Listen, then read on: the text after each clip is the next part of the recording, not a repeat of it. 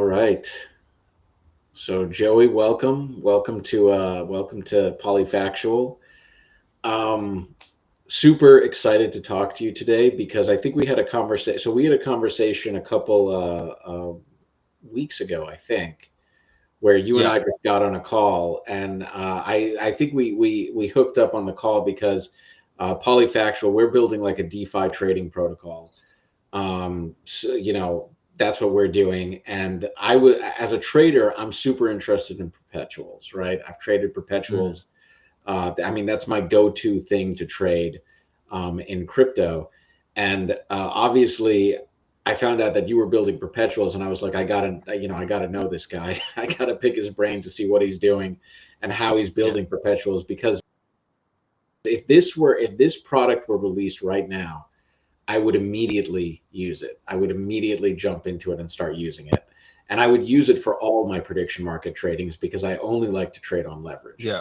So I'll just kick it off with that, and I'll just say it's awesome to have you on. Um, and yeah, if you want to kind of introduce yourself, talk a little bit about your background, and we can kind of kickstart with that. Definitely. Well, first, thank you for having me on. I will say that what you just described as a trader, sort of pining for perps like leverage in prediction markets, there are many, many such cases.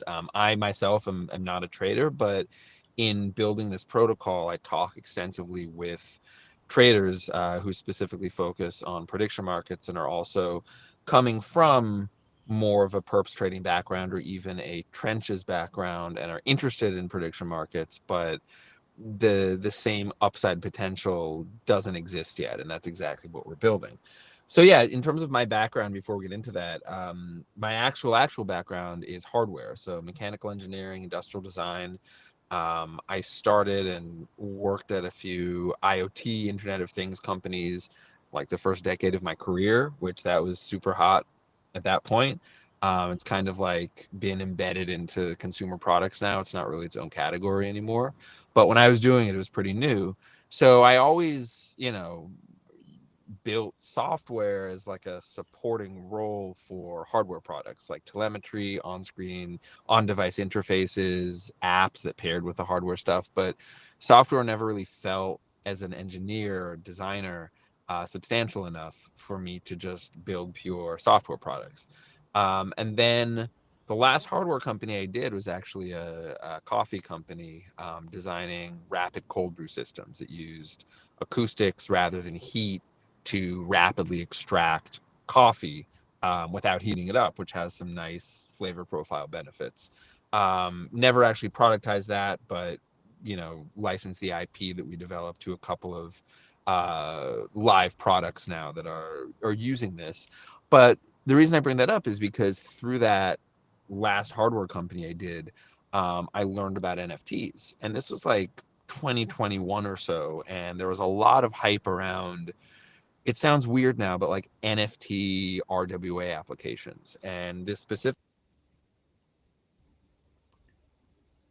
was using or starting to use this NFT system developed by this company that I don't think exists anymore to basically create NFTs of coffee from specific regions and specific growers and producers to basically track the provenance and expose these small producers in, like, Ethiopia and Honduras and, places that grow premium coffee to a much wider set of buyers in the world coffee market, and expose them to better price discovery and thus kind of cut out a lot of the supply chain stuff.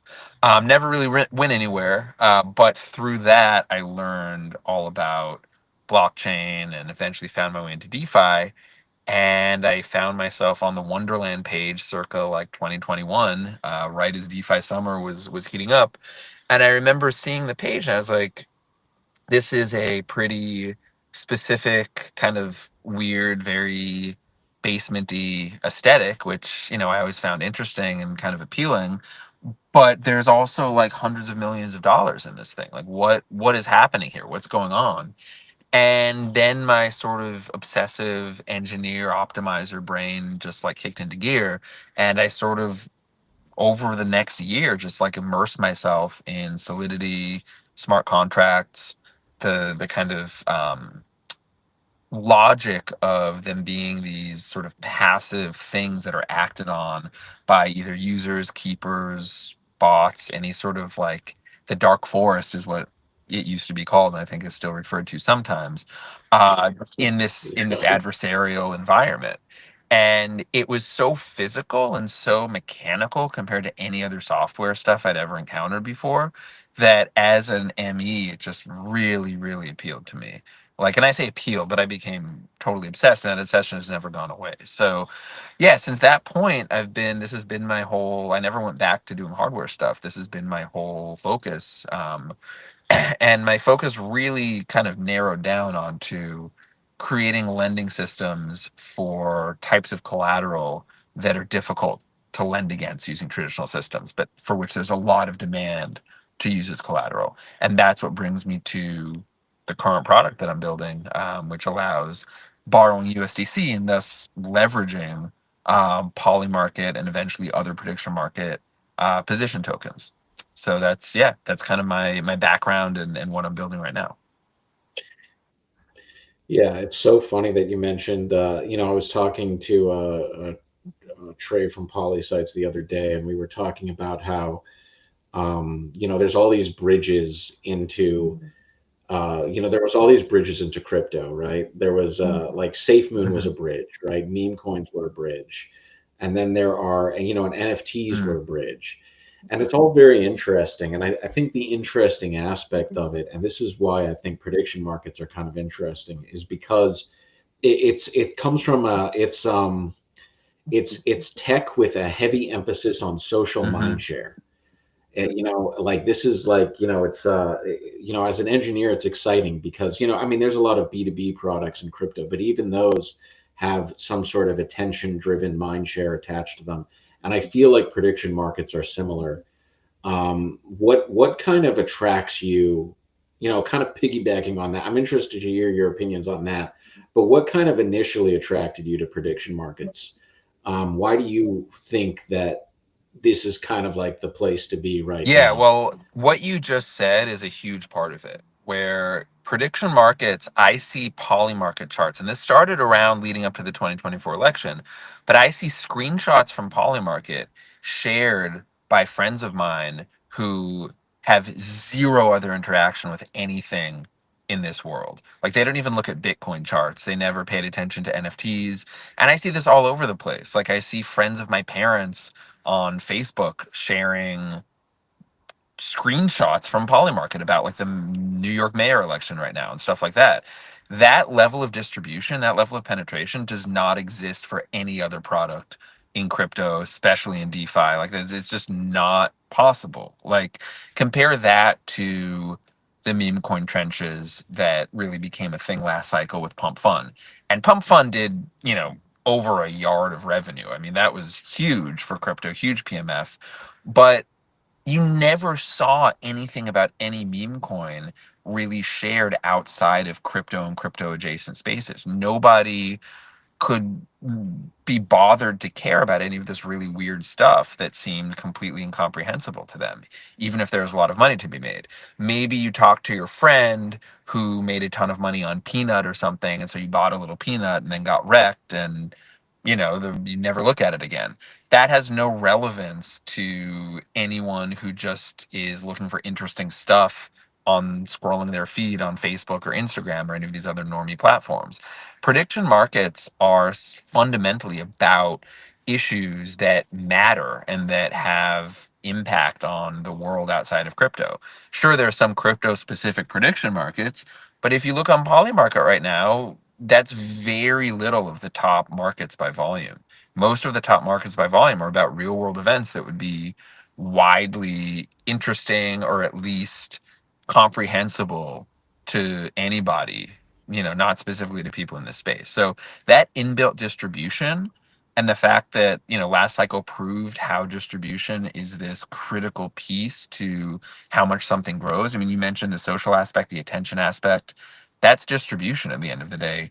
Prediction markets have that inbuilt distribution, and I think that's just immensely powerful. So that's a big reason why I'm just kind of bullish on prediction markets to the degree that I'm building there, it's being validated more and more. I mean, earlier today, Polymarket announced raising $2 billion from the company that owns the New York Stock Exchange at a $9 billion valuation. So clearly, this is becoming a more consensus point of view. But yeah, I think that the distribution is off the charts. Sorry to mix metaphors, is off the charts compared to anything I've ever seen in crypto, even like the Bitcoin chart. But the missing piece is it's not as tradable by any stretch of the imagination as many of the other things that have PMF in crypto, largely perps, and to use an earlier example for sort of more retail friendly, meme coins during their height on Solana this last cycle. So that's interesting what you just said too, because um, do you think so? Perps are not a blockchain Right. invention, right? First of all, I find this fascinating about perps because they were brought to the world via the blockchain, right? Kind of like I feel like prediction markets are being brought to the world via the blockchain. Like that, there's a lot of different innovative tech that never Mm-hmm. caught hold in Mm-hmm. Web 2 that is catching fire in blockchain, which is very interesting. And I think that crypto and blockchain has the unique ability to do that. Even Kalshi right now is going into they're moving into blockchain. Um, so I think what you mentioned is interesting about perps, because do you think perps will actually be when we get perps on prediction markets, right? When we can trade with leverage, and it sounds like what you're building basically sounds like Yeah. perps with prediction markets.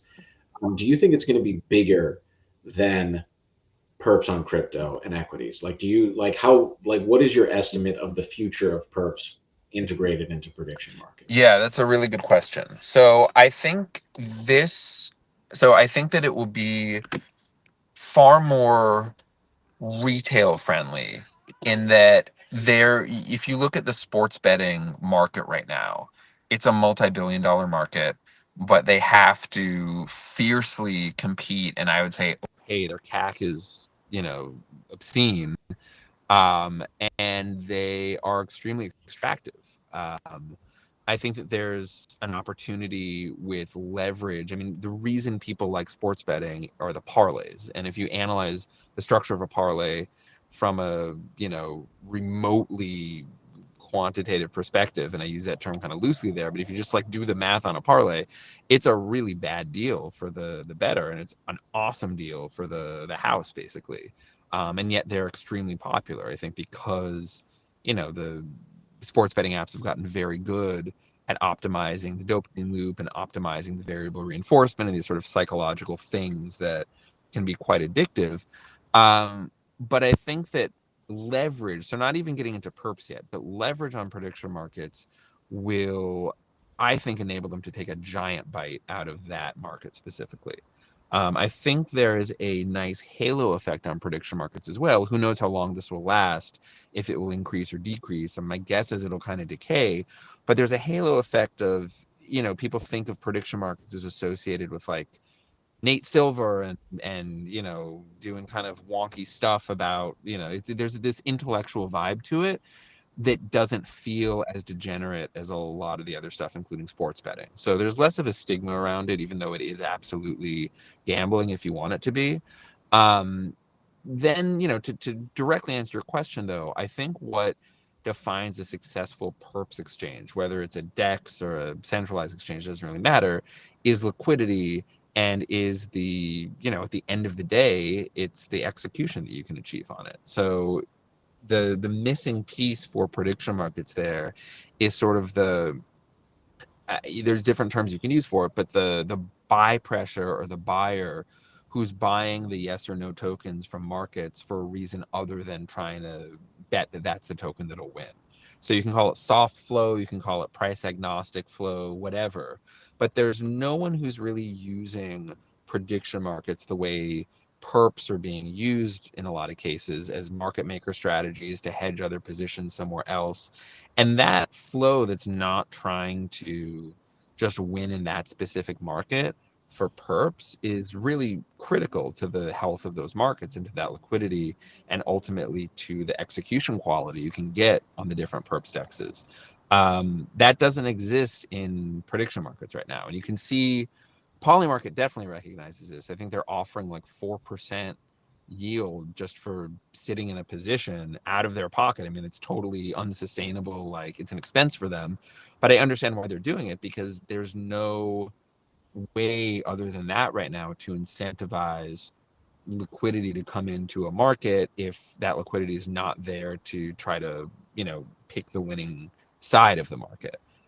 So all flow basically on the prediction markets right now is, I think it's a stretch to call it toxic flow, but it's there to try to win. What our protocol does is, because you can earn yield for lending the yes or no tokens from any of the markets, you get a new kind of buyer and a new kind of buy pressure on Polymarket to start with, where people will be buying tokens if the yield is good enough, not caring if that token is the one that's going to win, and not really caring as much about the price they're buying it at, just because they can earn yield for supplying that token to people who want to leverage up or down, go leverage long or short on it. So that's, kind of, again, a longish answer. But I think that the first thing that will happen, I think that with leverage and with perps like functionality, prediction markets can really start to compete with totally off-chain sports betting. I think that they open up, like you said, perps weren't really a thing until they went on chain, even though the concept existed. I mean, perpetual options are a thing before that, but it took the blockchain to really enable that. I think that what prediction markets with leverage will enable is betting not just on sports, but on, I guess, what people are calling mention markets, or like betting on other types of non-deterministic outcomes. Like, will somebody in some live event say some word, how many times will they say it, things like that, without leverage, what you get, I mean, there's clearly a lot of demand for these much shorter term markets. And in the extreme, you have something like Euphoria and the many Euphoria clones that copy that UI, where you're basically tapping squares on a price chart, and you are entering basically into a very short term prediction market. Will the price cross this square, or will it not? Which is an interesting way to sort of put a UI around very short-term prediction markets. You can talk about that as an option as well. But what the leverage enables is meaningful trades along very short time frames, no matter how long the market itself is. So even if it's like 2026 election, or I guess that would be like the primary and then the midterms. Even if that's a very long-term market, if you enter into that now with leverage, if like you buy yes at 40 cents for some candidate and it moves to 43, with enough leverage, that can be a very meaningful trade. And that's a much shorter term position than just entering that market and waiting until it resolves over a year from now. And that kind of changes the entire nature of the game. Yeah, it's interesting that you're talking about this, because also, like, it's like what you said. Like, when I first got into prediction markets, my biggest issue was not finding a short enough term market, right? Because I hated waiting. Now you can play those longer term markets narratively, right? Like, if some news comes out about the Middle East, if you're playing like some market with Israel or Iran, you can play those markets narratively when headlines come out. But that's about it, and that's very hard. I mean, like, a lot of times you're playing the waiting game. With mention markets, they're the only markets that are like, when you go onto them, they seem highly liquid. That's the first thing, and there's massive price action. Right. So you get like crazy upside with some of these mention markets. And I think you're absolutely right. Like, what leverage would do is, what you're saying is, it could bring that to every market essentially. Exactly. It brings that to every Um, market. And it also, even for something like a mention market where there's a ton of price volatility, still the best you can do is buy $1 at a discount, right? That's just the boundaries of what the range of the price space is for a prediction market. So At best, if you buy something at 10 cents and it ends up being the thing that resolves at $1, you've 10x'd, which is great. I mean, that's an amazing trade on a prediction market. But for someone coming from Hyperliquid or Pump Fun, that's not so exciting. I mean, a 10x is great, but you have the opportunity for 100x. You have the opportunity for just crazy upside, and that's what really attracts like new users to come in. Like, you hear about somebody who hits some crazy 100x or above. Right now, that is not possible on any prediction market, regardless of how well you trade it. Leverage can take that 10x and very simply, with 10x leverage, it's suddenly 100x, obviously. Or what's more interesting, I think, is if you hit a 2x, which is much more common and doable on most prediction markets. You buy something at 30 cents, or no, you buy something at 50 cents, it resolves to a dollar or whatever, more typical. Then with leverage, that becomes something above 10x, which that becomes more reproducible, and you're suddenly in a very different realm in terms of the type of trader who's going to be attracted to this. And a lot of those traders are already here looking for a rotation, especially from meme coins, but I'd say from the perps dexes as well. So I don't know much about this space, right? The perp space. I know that people have been talking about it. When I've asked people on Twitter, they're like there's pretty smart people working on it, but I have no idea like what makes why can't you just this is my simple kind of like novice question.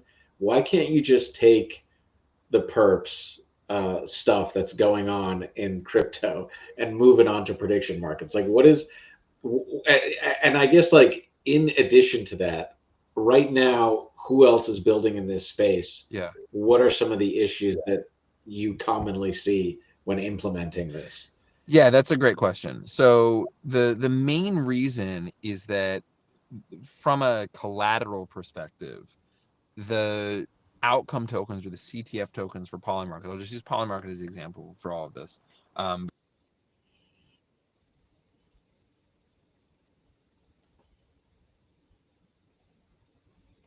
Types in crypto, and a lot of the ones that are listed on perps exchanges. So number one, they always resolve, like, one yes and one no is always worth one USDC, regardless of where in the market's life cycle you are at that point. If it's close to the beginning, close to the end, in the middle, whatever, regardless of what the individual spot prices are of yes and no at that moment in time, one yes and one no on Polymarket, in their contracts, there's a permissionless function where you can redeem one yes and one no for one USDC, and you always get that one USDC.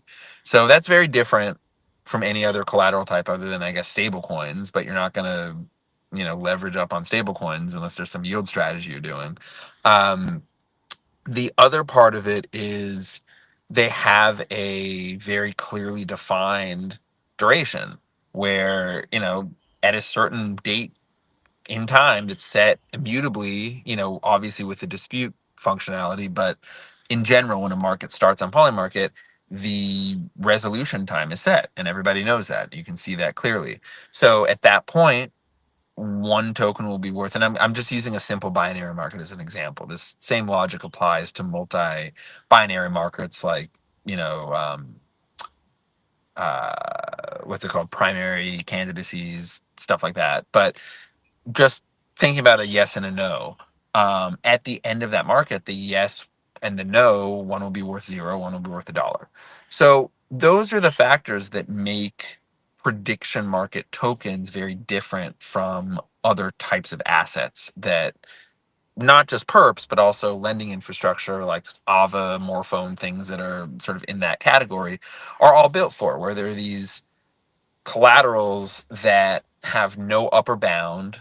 Yes, the lower bound is zero, but it's for established collateral things like Bitcoin and ETH. For them to go to zero implies some worldwide catastrophe at this stage, so that's not really in the realm of consideration.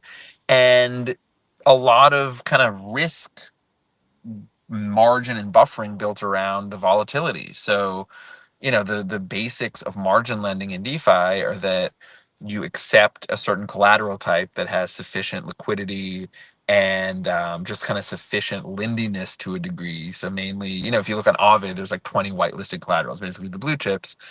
Then they set in sort of a centralized way or using governance some minimum collateralization ratio, which is basically an LTV limit, like how much USDC can you borrow against $1 of ETH. And it's usually something like 50 to 80 cents, depending on the volatility. You need that extra buffer in, to absorb basically the volatility of the underlying collateral so that if the collateral is going down, there's enough room for a liquidator to come in and be incentivized to pay back the debt, capture the collateral at some kind of discount, depending on how risky the collateral is. That discount is set, and then the position's liquidated and the system avoids bad debt. So if you try to do that, and there are teams trying to do that, to apply that exact model to prediction market tokens, to polymarket tokens, you'd have to set a very, very, very high LTV. And I know people are trying to do things like the further you are from market resolution, the more um, efficient the LTV can be because there's just, more time to resolution and the liquidator might be more interested in coming in and getting the token. The closer you get to expiry, the more stringent the collateralization requirements become. But really, and like when I decided I want to start building something that lends against prediction market tokens, I went down that road. Initially, it lasted like I think less than a day, and I realized you can't really build Aave for prediction market tokens. It's just the asset type does not work with this model. There's not enough capital efficiency and safety for the lenders and the system to make it worthwhile. So that's what led to this fundamental rethinking of like, what do we build specific to the nature of these tokens, which are that they, yes and no, are always worth $1. They resolve at a certain point, and it allows these really cool features in our market, like no liquidations. There is no liquidator. There's no collateralization ratio. Rates are fixed, which is really cool. Normally, in any sort of DeFi lending, rates are variable across the life of a loan, depending on usage of the asset being borrowed. USDC, for example. Um, and yeah, it just kind of allows our loans to really act like in traditional finance what would be a zero coupon bond, which is it's just a bond that you borrow at a discount.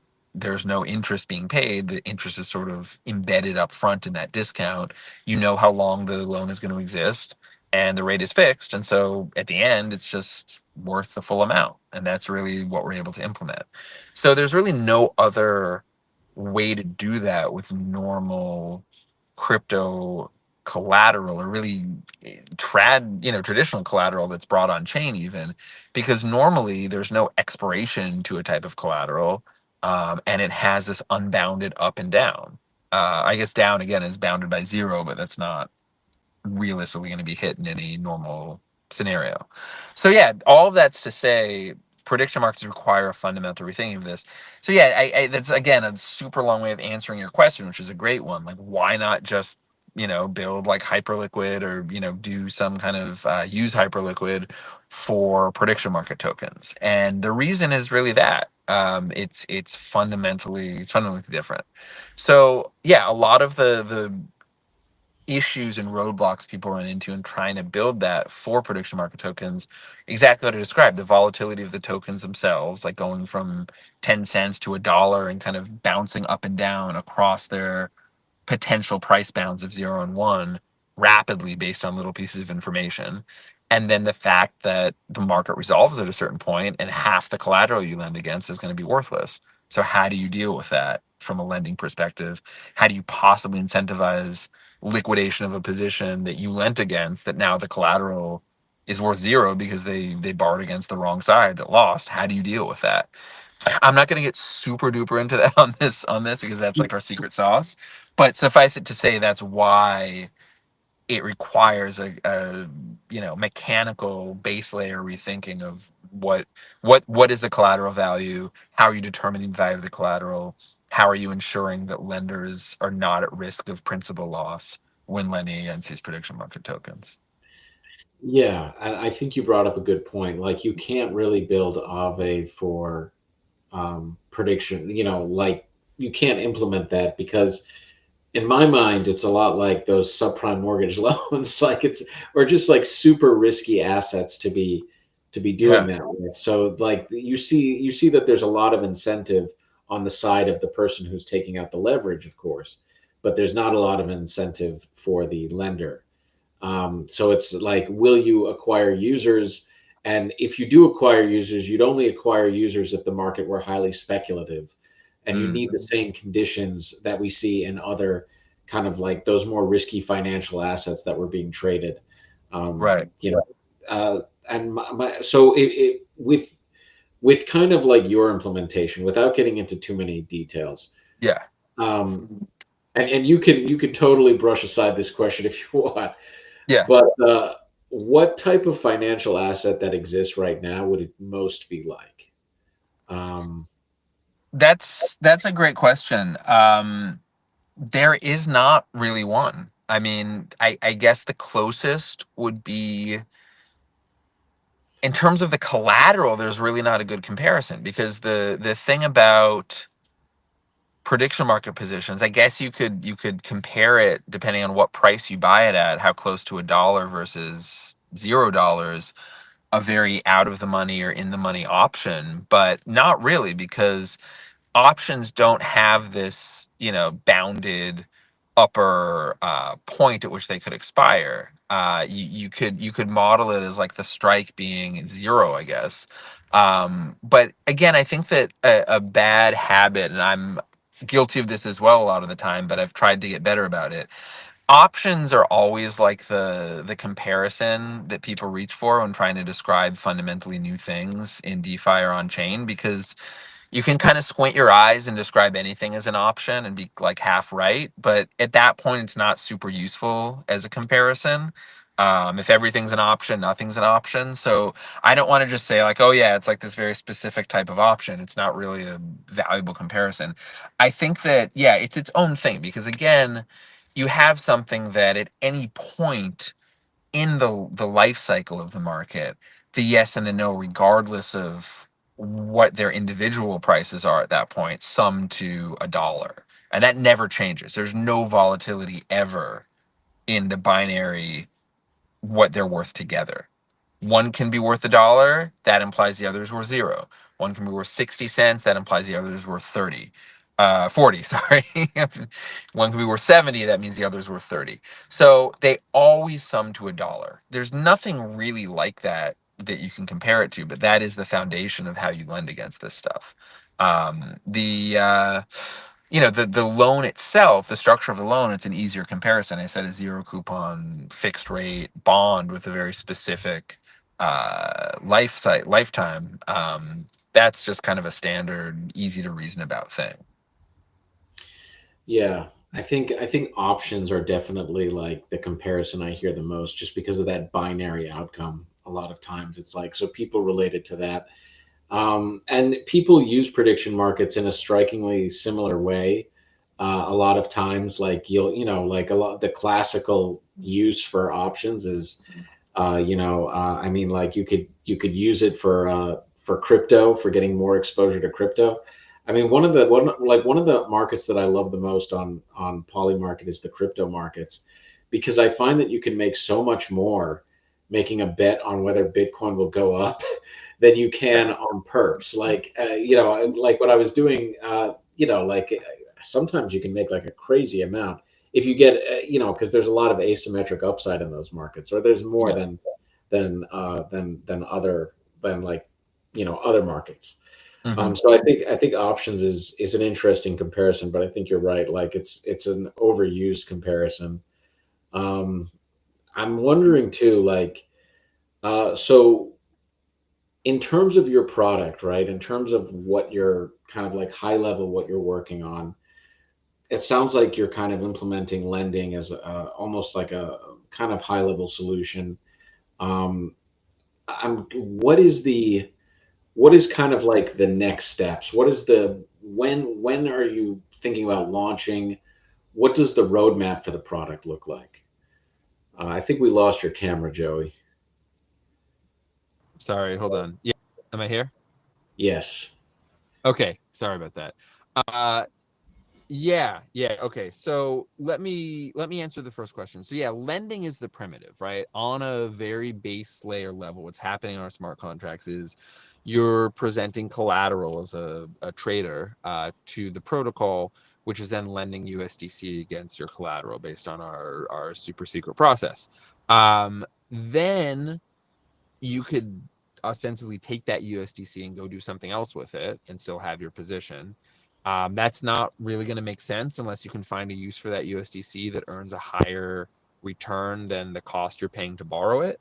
What's going to be more profitable in most cases is creating a loop with that USDC, which is simply take the USDC, buy more of the token that you're borrowing against, whether yes or no in that market, add that to your collateral, borrow more USDC, take that USDC, buy more of the token, add it to your collateral. This is a very standard pattern in DeFi as a way to build leverage using lending.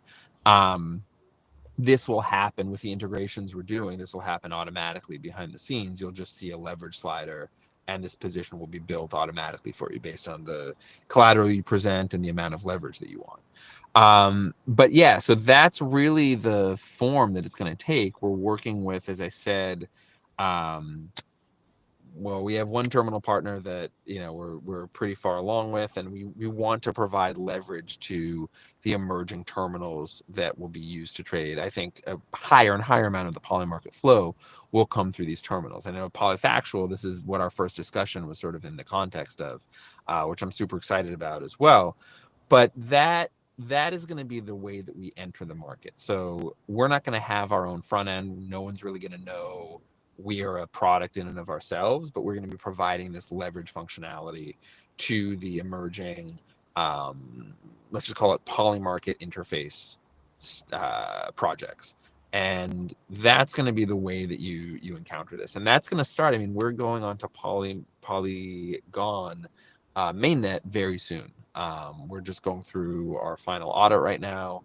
The contract itself is very compact and efficient. It's like under 1,000 lines of code total, which is not easy, but I'm very proud of it from an engineering standpoint. So that's being audited right now. We go onto Polygon mainnet. We don't launch with our own front end. Like I said, it's more about these integrations. And then on the supply side, for actually supplying the liquidity, the USDC that will be lent, that's a whole other thing, which is mainly again a biz dev process where I'm interacting with both liquid funds, certain whales, and certain protocols that just want to maximize their USDC yield strategies without taking on directional risk, which would greatly change the nature of their strategies and require much higher yield, and is probably outside the mandate of what they're building in the first place. So for the many amounts of USDC that's looking for risk off yield, and risk off is relative, right? You're already on chain, so there's a level of risk there, but risk off in terms of no exposure to market outcomes or price action. That's how we're going to, and how we're right now in the process of sourcing what we're calling LP. But it's not LP in the sense of like LP on a DEX. It's just liquidity provider. You're literally lending the USDC to the people seeking the leverage. So those are kind of the two sides that we're putting together. None of it's going to be on our own front end to start with. We're not going to launch as a branded protocol. We're just going to be providing this functionality to start with. And that'll be a good way to, yeah, just build our TVL, start building revenue, and when it is time to launch our front end, if that is the strategy that makes the most sense, we'll do it then. But I see some excellent teams, you guys included, building front end terminals for prediction markets, and I think that that's the best way to integrate to start with. Yeah, that's a genius move. That's a really good move, because I think the integrative approach, and it's kind of what we're trying to do with polyfactual too. Like we find that the integrative approach, like this early in the market, I feel like this is like a good way to go about things. Like, and your guys' strategy seems a lot like, oh man, uh, I think it's called Orderly Network, So Oh yeah, they yeah. provide the perp dexes for anyone who wants to white label a. Yeah, I know that on so Berachain ecosystem, Kodiak, which is the main dex on Berachain, just released Burps, which is perps with a B because it's Berachain, but that was or an orderly thing. Yeah, there are a bunch that have kind of launched perp dexes like they almost feel like meme coins and like they're kind of it's like a joke, but yet they have a fully functional perp dex, and lo and behold, it's orderly in the back of it. So yeah, I agree. I follow that project very closely. I have a bit of an order bag myself, and it's definitely you nailed it. It's definitely like a somewhat of a blueprint for how we're doing this. Yeah, and for us, I mean, definitely, when we release our product, so we're working on Facts.trade. And when we release our product, that's one of the first things we're going to be doing. Because I remember when I was building Raise.win, and it was incredibly hard to find. So Raise.win, for context, was like a tokenized copy trading platform that we worked on, and you could like basically tokenize traders. The traders would use our app to trade. We plugged into Uniswap, and then we were looking for a perp dex to plug into. It was incredibly difficult to find a perp dex on Base. We eventually, Mm. so Orderly was one that we were looking at. We were also looking at another one, which used to be like a synthetics. We were looking at synthetics, and we eventually settled on JoJo because it had like a contract to contract interface, which we really liked. But a lot of perp dexes have to eventually graduate, or perp liquidity hubs, I guess you could call them, eventually graduate. But from that to like a kind of webhooks type thing. Mm. But yeah, I think for us, like a product like yours would be super helpful. Would be super helpful to get like some sort of liquidity leverage providing infrastructure that we could just plug into and allow our traders to get in on. So I'm super excited for this product. I'm not gonna lie. Um, Yeah, that you said exactly what it is that we're building. Where for any partner who wants to integrate leverage capability, like you said, into their whatever it is, whether it's a mobile app, a professional terminal, anything that's optimizing the prediction market trading experience for a certain segment of traders, literally we allow you to just throw in a leverage capability, whether it's a slider, whether it's different buttons that you press for preset amounts of leverage, anything. And then behind the scenes we're basically spinning up those loop leverage positions for the user based on the tokens that they have and they're using as collateral. And yeah, from the user's perspective, it does feel it's a very perps like experience. Like if somebody's coming from Hyperliquid or a centralized exchange, they're going to feel right at home. It's just that they're doing this with prediction market tokens versus, ETH or Bitcoin. so how can people? So there's two sides of this. There's liquidity providers, and then there's people like me. Yes. How can people like me get in touch with you if we want access to this early when you guys launch? And how can again, it's a two-part question, but how can the liquidity providers also get started with that process? Yeah. So for both at this stage, I would say, you have my X account loaded right there. So just go to at Joey Roth on X. So just shoot me a DM. I'm quite responsive to anything about what we're building right now. So if you're interested in being either an LP or you're building a product over Polymarket, because we are supporting Polymarket first, and you want to have leverage functionality, definitely shoot me a DM. For sourcing the best way as an individual to provide liquidity, if you just want to earn really good USDC yield on this, we will release our partner sort of the yield protocols that we're going to be working with. So things like Yearn or Summerfi, where they just have these USDC strategies, or even Morpho has these curated USDC strategy vaults. We might not even have our own strategy vault. It would just be part of something that Gauntlet, for example, is putting together.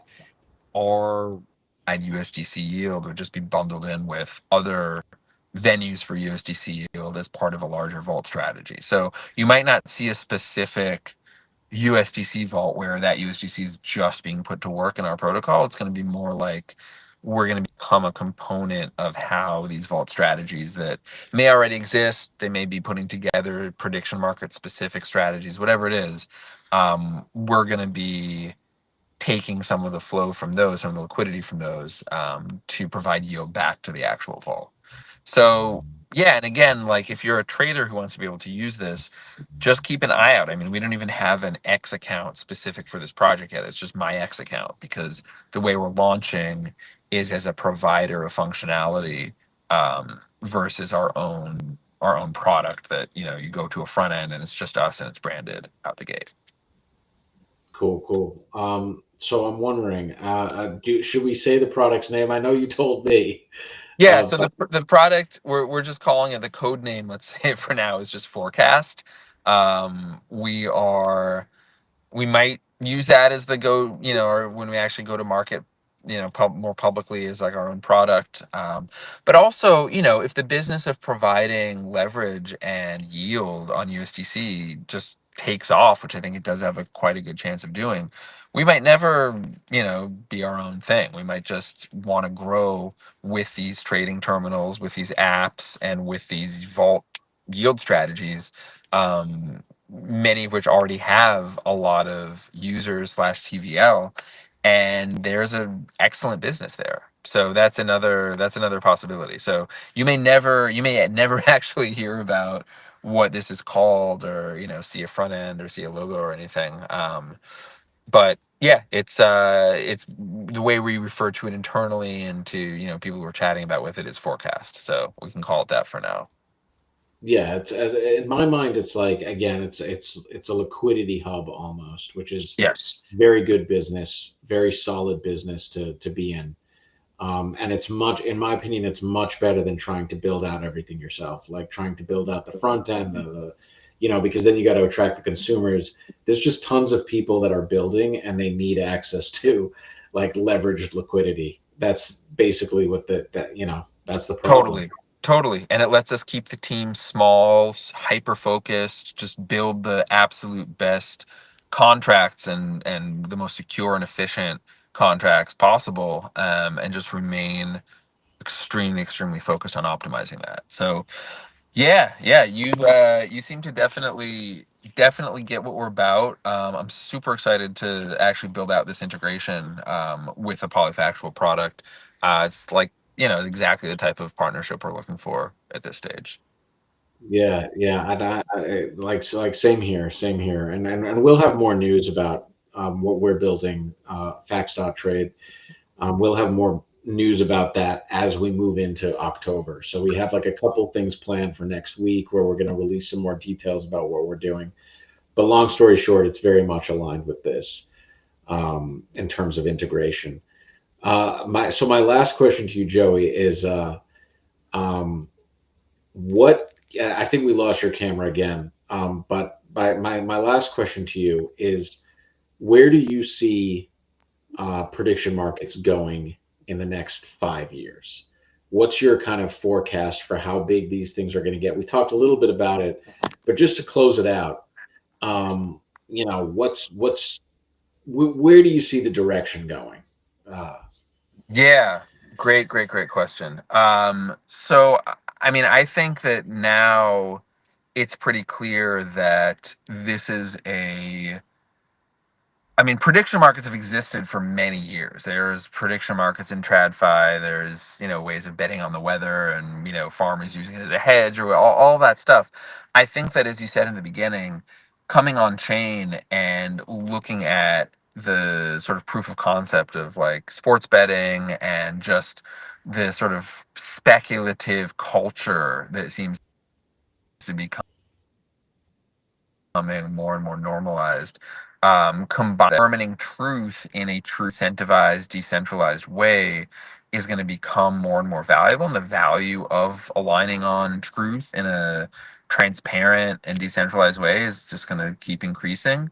Those two threads coming together, I think that they're going to be tremendous. I think that it's going to be a huge part of markets, period. We might see that what we think of as prediction markets is going to sort of blend into just being markets, right? And like you mentioned, getting better asymmetric upside on Bitcoin speculation on Polymarket versus actually trading it or using a Perps protocol, which is, yeah, I think of a sliver of the future. I think that, you know, it could continue to take over more and more, and in forms that are not necessarily, they don't look like Polymarket right now, but it's still a prediction market under the hood. Like I mentioned, Euphoria, there's a lot of other sort of newer things integrating like gacha mechanics and things like this into hyper short-term prediction markets that are definitely prediction markets, but they express some like different job to be done for the user. So there's, I think that we're just in the very beginning stages of what could become a major part of just markets, period. Discovery of the value or the truth of things. We seem to have arrived at a primitive that, you know, just makes sense and maybe didn't make sense previously because the tech wasn't there, the liquidity wasn't there.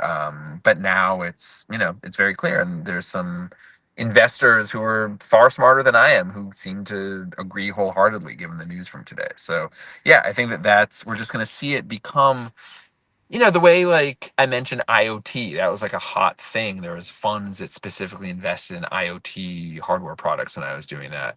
IoT is just kind of in every product now, right? Like every appliance, everything has some level of telemetry and some app or something you can do with it.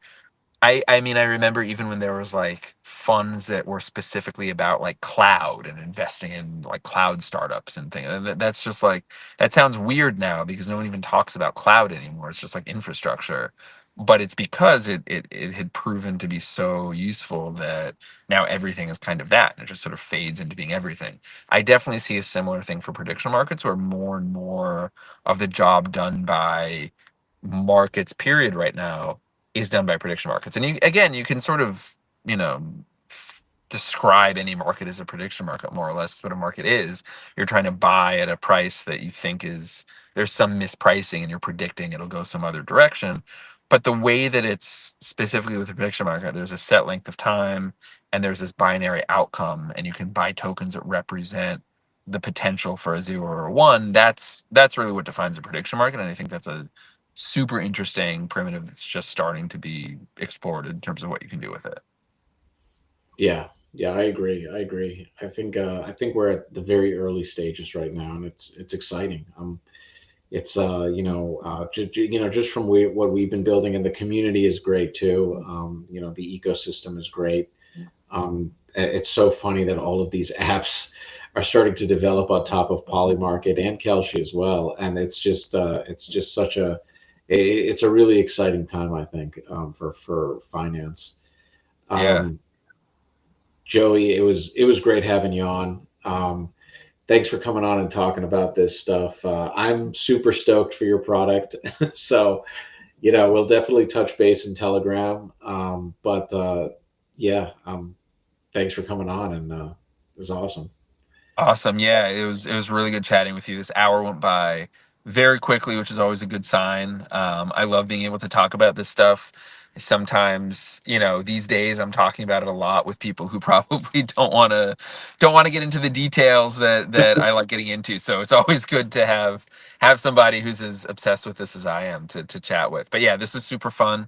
And yeah, let's continue the business convo in Telegram. I definitely want to be, as soon as we're live, as soon as if you guys have your product out, I want to make sure that your users have access to leverage at, you know, very efficient execution. So yeah, let's make it happen. Sweet man. All right, Talk to you really later, good Joey. chatting.